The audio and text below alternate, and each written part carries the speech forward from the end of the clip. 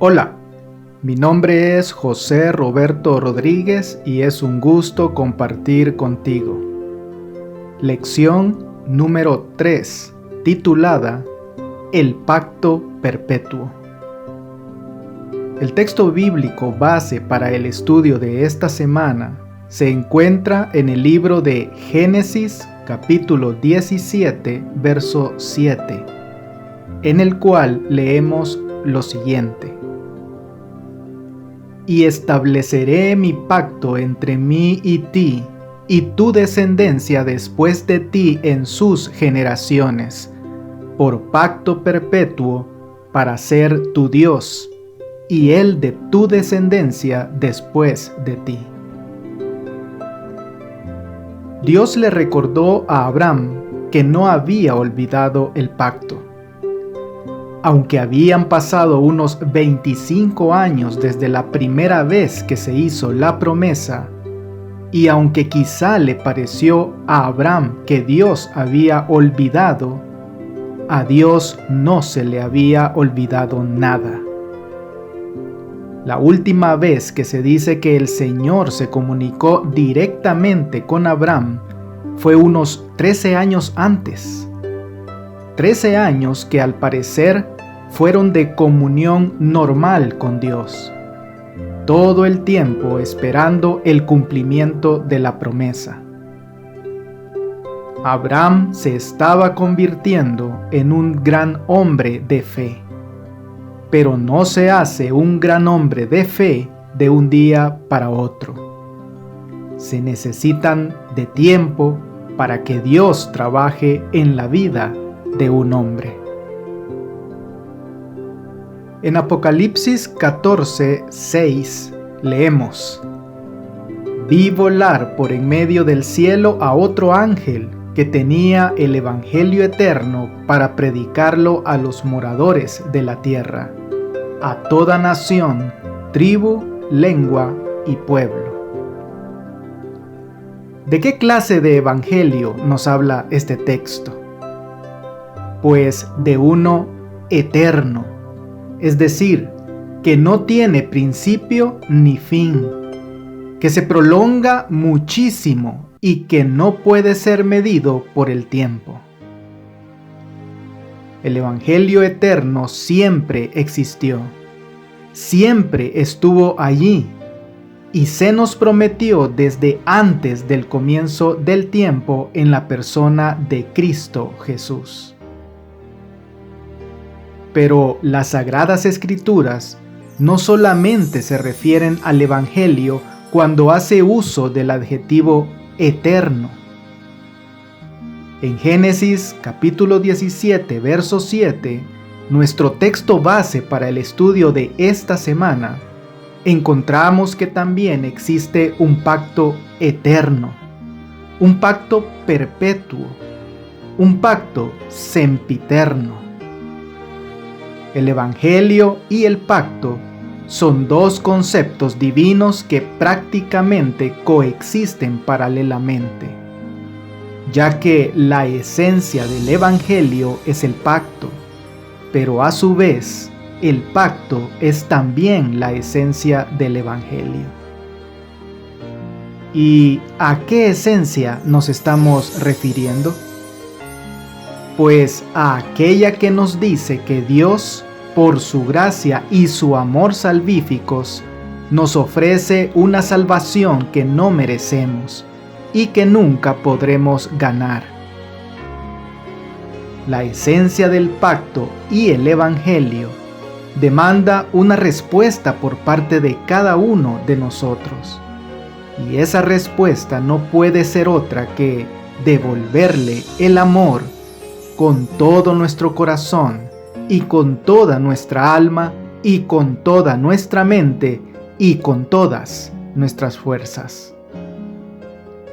Y ese amor que estamos llamados a devolver es uno que no puede quedar escondido. Al contrario, está llamado a manifestarse plenamente a través de la obediencia a la ley de Dios. En esta semana, analizaremos la idea fundamental del pacto, tal y como se expresa en este precioso libro de Deuteronomio. Y veremos qué tan claramente el pacto y todo lo que éste implica se ponen de manifiesto. Cuando en el libro de Génesis, en aquel entonces Abraham se le hace la promesa del pacto, ya se revelaba el Evangelio en dicha promesa. Génesis capítulo 12 versos 1 al 3.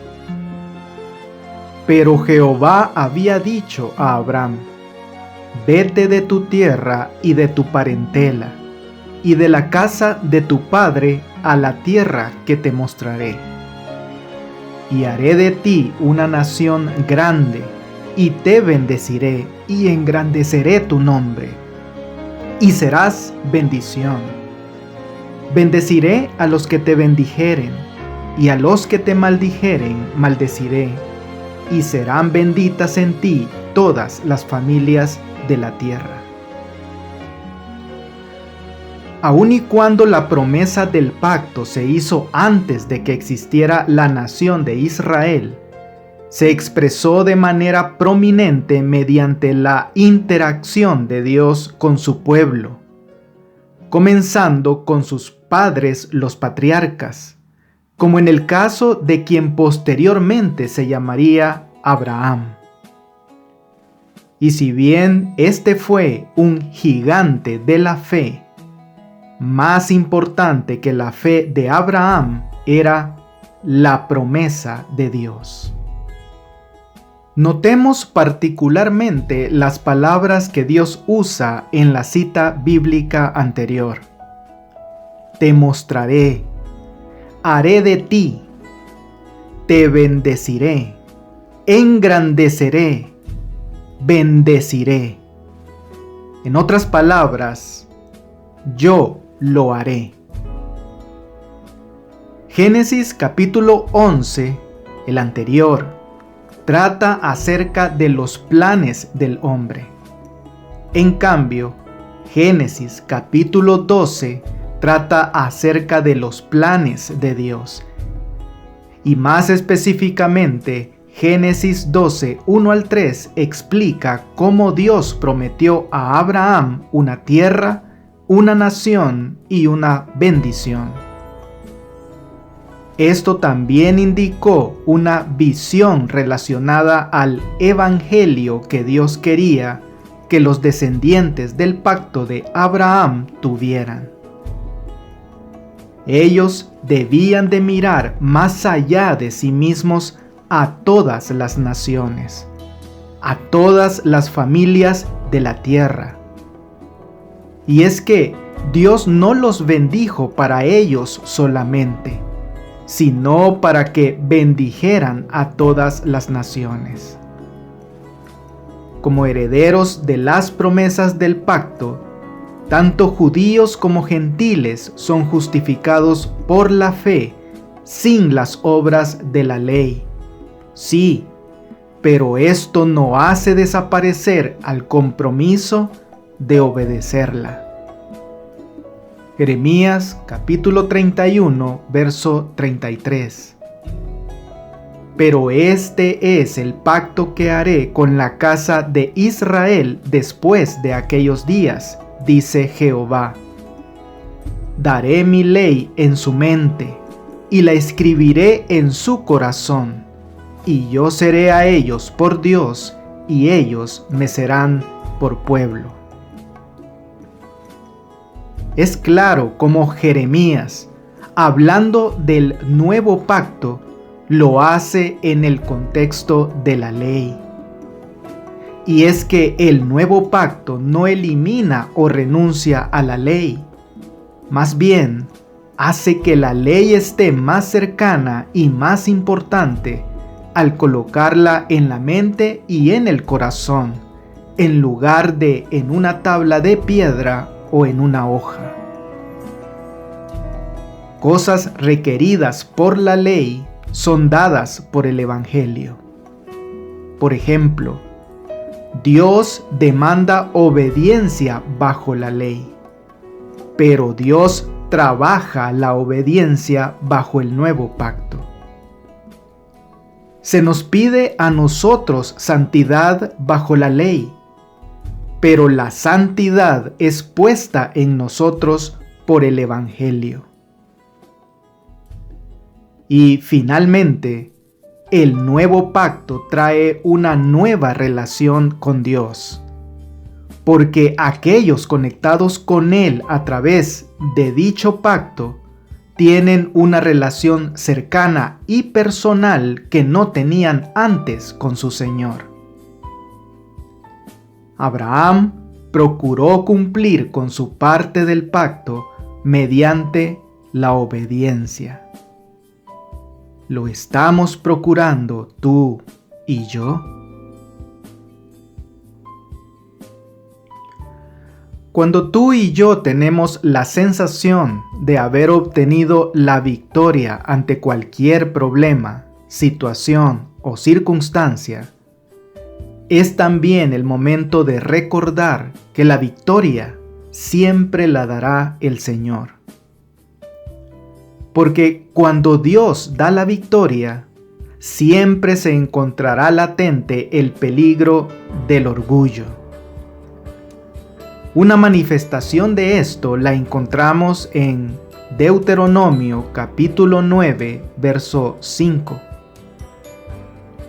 No por tu justicia, ni por la rectitud de tu corazón entras a poseer la tierra de ellos, sino por la impiedad de estas naciones Jehová tu Dios las arroja de delante de ti, y para confirmar la palabra que Jehová juró a tus padres Abraham, Isaac y Jacob.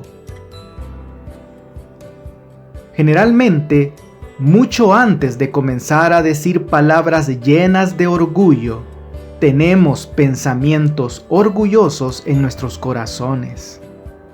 Y en este caso, la tentación del orgullo para Israel era una realidad.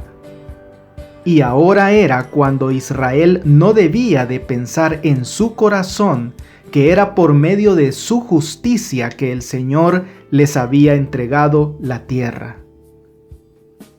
Esta, querido amigo, querida amiga, es una vista previa de la salvación por gracia por medio de la fe, en la cual no podemos pensar que es por nuestra justicia que la hemos obtenido, sino que es por medio de la justicia que hemos recibido por Cristo Jesús. Cuando recibimos cualquier regalo de parte de Dios, tenemos la tentación de tomarlo y utilizarlo para glorificarnos a nosotros mismos. Israel no tenía por qué hacer esto con referencia a la tierra prometida. Y nosotros no debemos de hacerlo con referencia a cualquier regalo que Dios nos dé. ¿Cómo es que funcionan las promesas del pacto? Pues tenemos algunas pistas. Éxodo capítulo 2, verso 24. Y oyó Dios el gemido de ellos, y se acordó de su pacto con Abraham, Isaac y Jacob.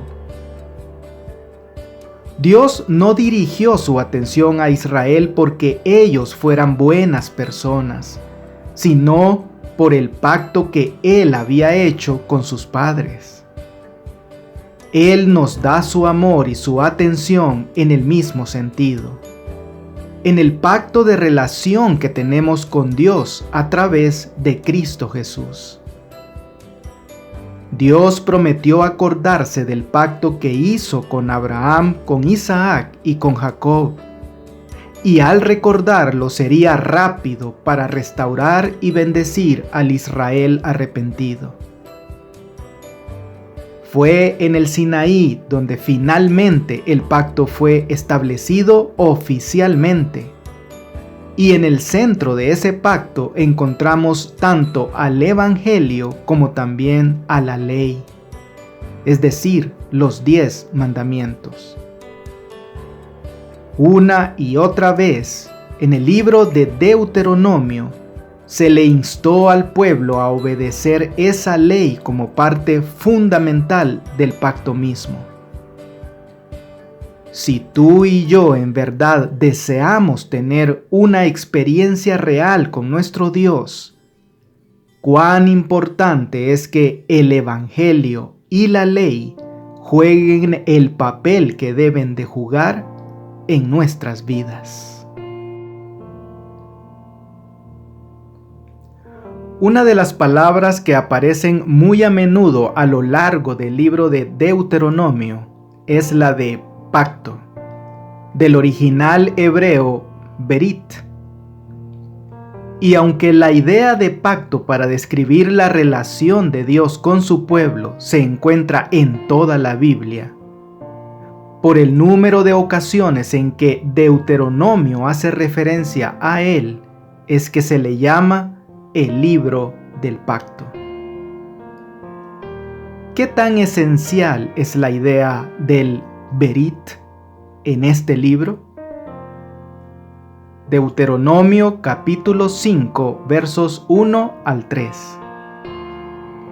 Llamó Moisés a todo Israel y les dijo: Oye, Israel, los estatutos y decretos que yo pronuncio hoy en vuestros oídos. Aprendedlos y guardadlos, para ponerlos por obra.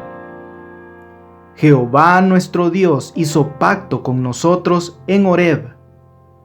No con nuestros padres hizo Jehová este pacto, sino con nosotros todos los que estamos aquí hoy vivos. Israel estaba atado al pacto que había hecho en Éxodo 24. Sin embargo, este pacto se había hecho con la generación previa, la cual había ya muerto en el desierto. La generación presente tenía que conocer y abrazar al pacto si es que deseaban disfrutar las bendiciones del mismo. Que Dios hizo pacto significa literalmente que cortó un pacto. Y es que la idea de cortar está asociada con el pacto porque los pactos siempre se sellaban con sacrificio, con cortar a una víctima sacrificial.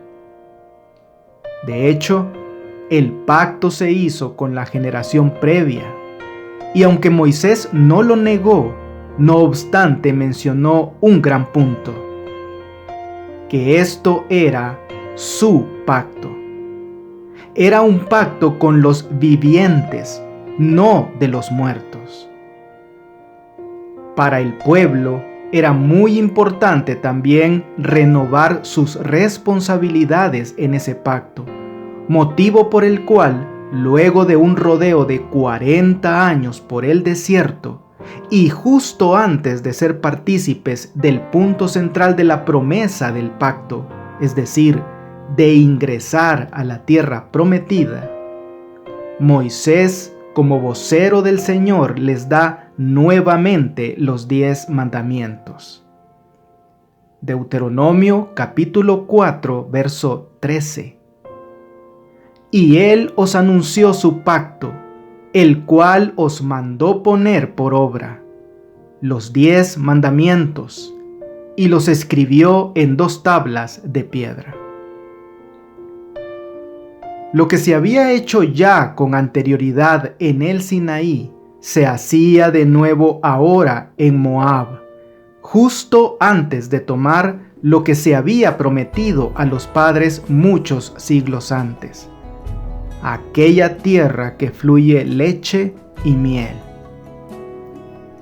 Así como Dios estableció en el Sinaí su pacto mucho tiempo antes de que esta nueva generación llegara a la existencia, Asimismo, el Señor cumplirá su promesa del pacto con cada uno de nosotros.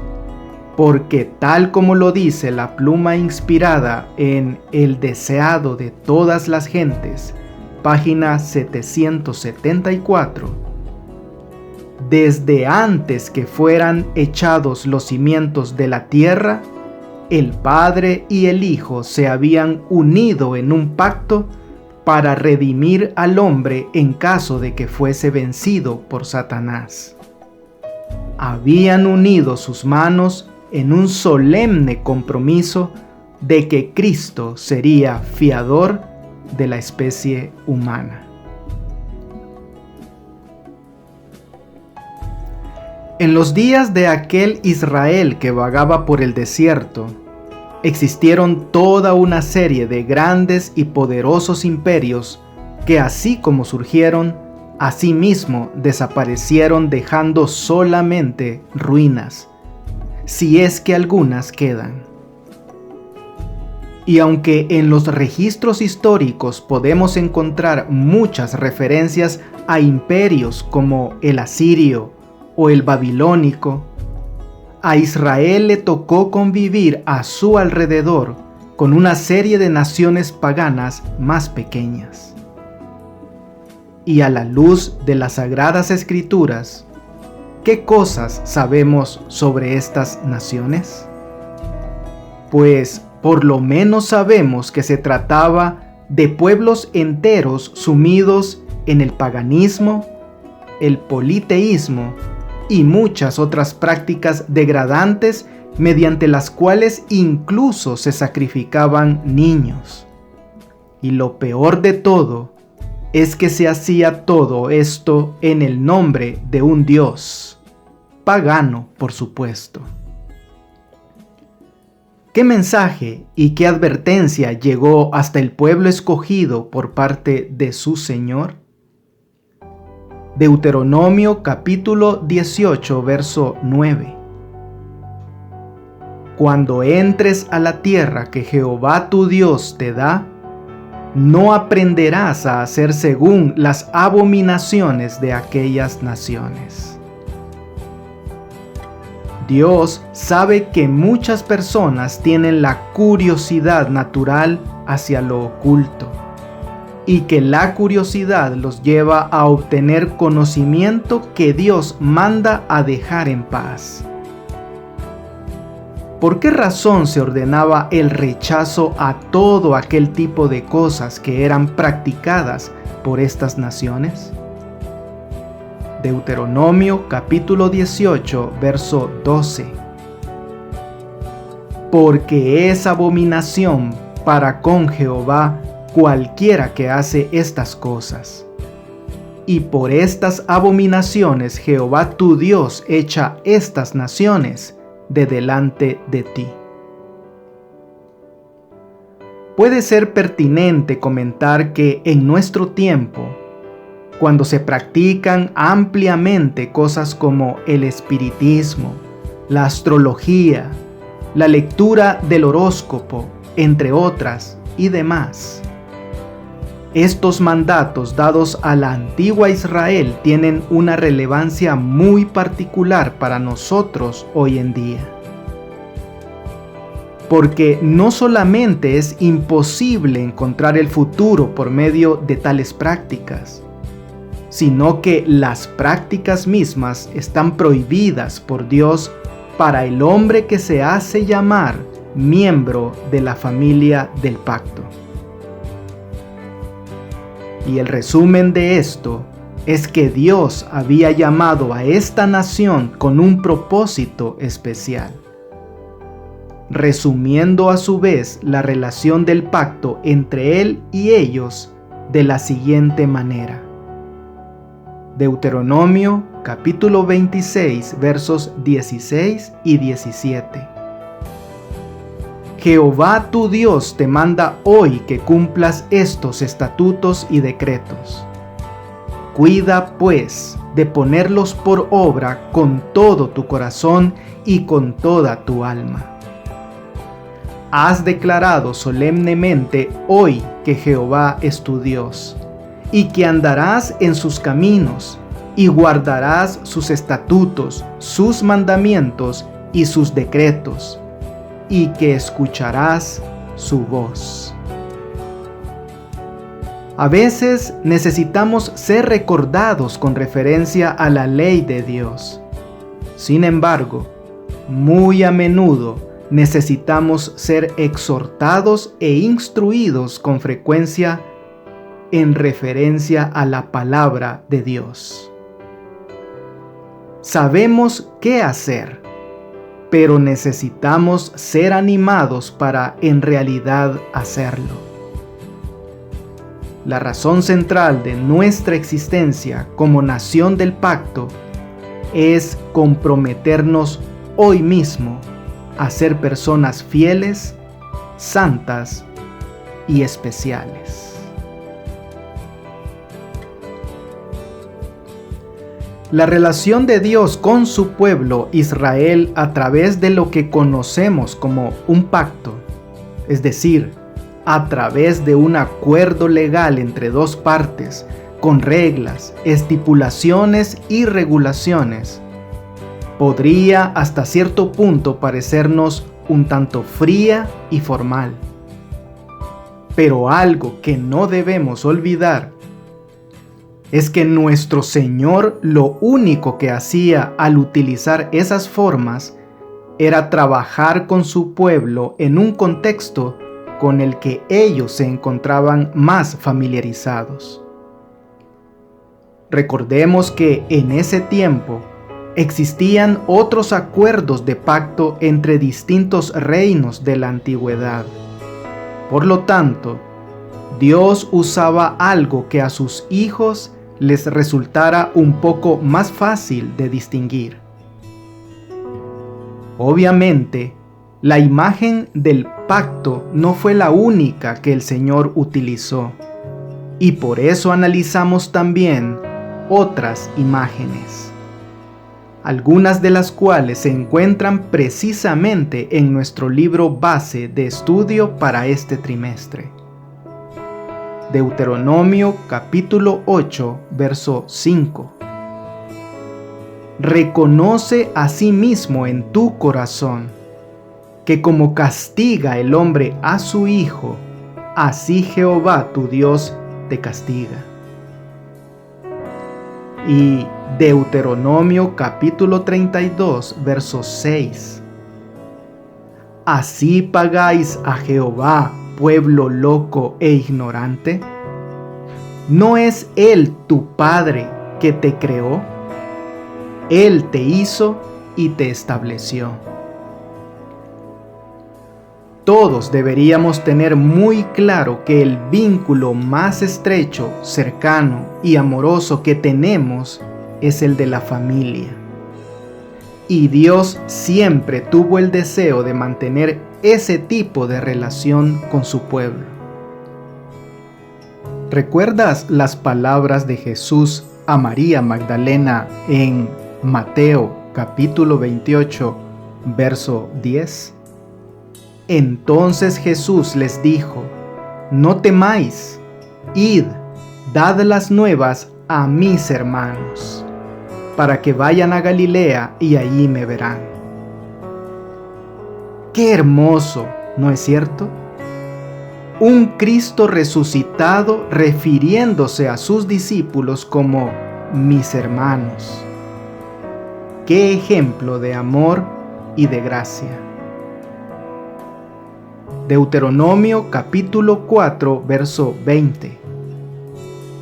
Pero a vosotros Jehová os tomó y os ha sacado del horno de hierro, de Egipto, para que seáis el pueblo de su heredad, como en este día.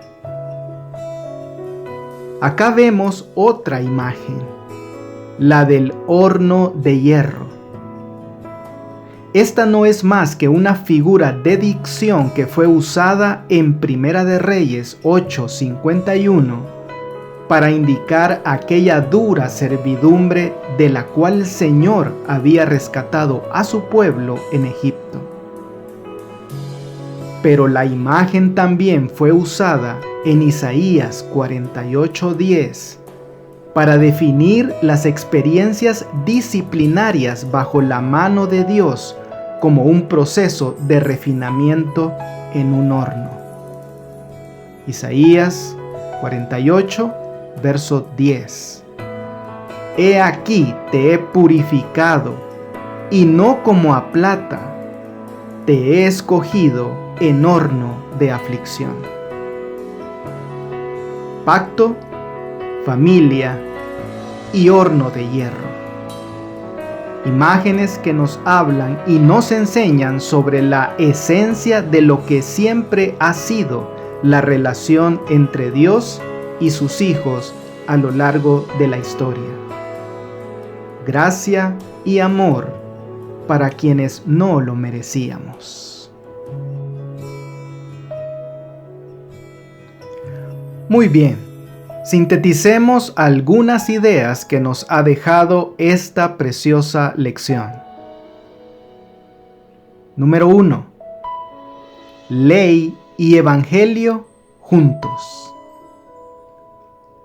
Cuando Abraham creyó en Dios y en sus promesas, siendo finalmente justificado ante su Señor, esto en ningún momento se constituyó en una gracia barata, porque Abraham procuró siempre cumplir con su parte del pacto mediante la obediencia. Pablo usó a Abraham posteriormente como un ejemplo de lo que significa vivir de acuerdo con las promesas del pacto que Dios había hecho con su pueblo.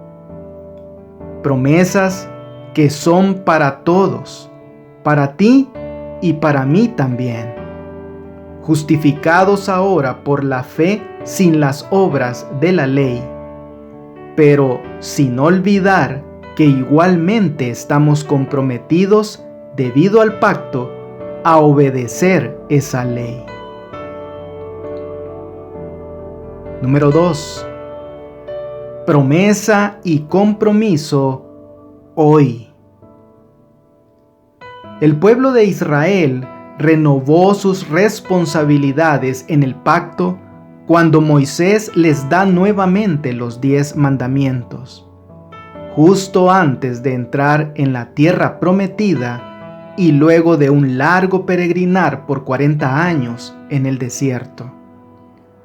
Y se les hizo ver que aun y cuando la promesa había sido hecha a sus padres siglos antes, ahora ellos estaban comprometidos a cumplir su parte del trato. Y si a ellos se les hizo un llamado a no equivocarse como había hecho la generación anterior, el llamado hoy para nosotros es a cuidarnos exactamente de lo mismo. Porque las promesas y los compromisos del pacto son ahora de nosotros. Y número 3. Las imágenes del pacto. En el estudio de esta semana pudimos darnos cuenta de al menos 2 imágenes más: la de la familia y la del horno de hierro, relacionadas a la idea del pacto de Dios con su pueblo. Cuán importante es que estemos atentos a cada una de las imágenes que las Sagradas Escrituras nos brindan sobre la manera en la que Dios hoy en día, y tal como lo hizo en el pasado, también trabaja con cada uno de nosotros en un contexto en el que podemos comprenderle. Sea cual sea la imagen que Dios utilice con nosotros hoy en día, lo que quiere decirnos es que aunque tú y yo no merecíamos su amor y su gracia, pueden ser una realidad para nosotros a través de una relación de pacto con Él. Amigo y amiga, la pluma inspirada nos termina recordando que El nuevo pacto se estableció sobre mejores promesas. La promesa del perdón de los pecados y de la gracia de Dios para renovar el corazón y ponerlo en armonía con los principios de la ley de Dios. Este es el pacto que haré con la casa de Israel después de aquellos días, dice Jehová. Daré mi ley en sus entrañas y la escribiré en sus corazones. Y perdonaré la maldad de ellos y no me acordaré más de su pecado. Que Dios te bendiga. No olvides apoyar este ministerio suscribiéndote a mi canal de YouTube.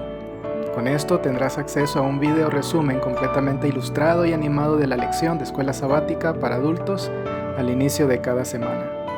Espero tus likes y tus comentarios de la lección. Bendiciones.